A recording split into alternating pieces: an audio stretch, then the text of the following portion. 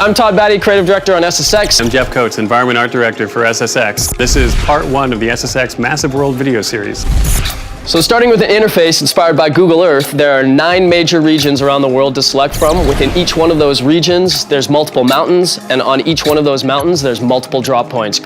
So we use NASA topographical data as the foundation for peaks in the game. We take that data and we run it through Mountain Man, which is proprietary software. And we got to a point early in development where we could literally type in the latitude and longitude coordinates of any mountain in the world, press a button, and Mountain Man would create a 3-dimensional model of that mountain in just under 28 seconds. So with that, let's just jump right into our first region, the Himalayas.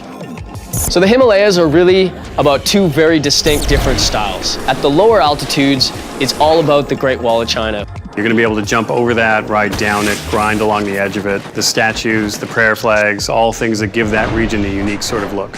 At the higher altitude, though, the Himalayas is one of the most gnarly, epic regions in the world. The deadly descent is something we call thin air. So here, the terrain is much more craggy and rough, and it makes it really difficult to get down the mountain quickly. But that's something you're going to be trying to do before you run out of oxygen.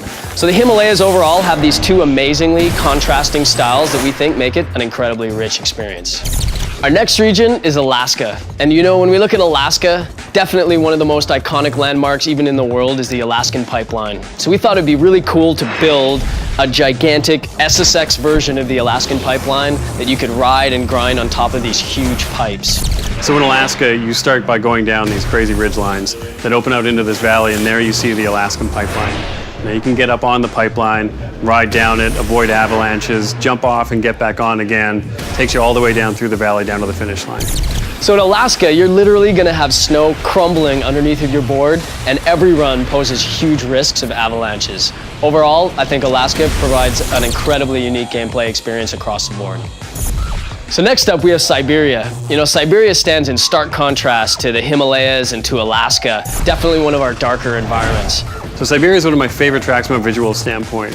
It's got a really oppressive, stormy feel to it. You'll be going down the mountain. When you come around the corner, you're going to come out into an abandoned nuclear plant. There's going to be lots of opportunities for big tricks, big air, all kinds of stuff. It's one of our widest maps. There are literally hundreds of different ways to get down the mountain. But we couldn't talk about Siberia without talking about ice, because that's what the deadly descent is in Siberia. And all of the maps and all of the tracks and all the mountains you're going to find in Siberia have very little snow. The ice definitely brings a completely unique wrinkle to the region of Siberia. So that wraps up part 1 of our Massive World video series. Keep an eye out for part 2, where we're going to go through Patagonia, Antarctica, and New Zealand. Thanks for watching. See you next time.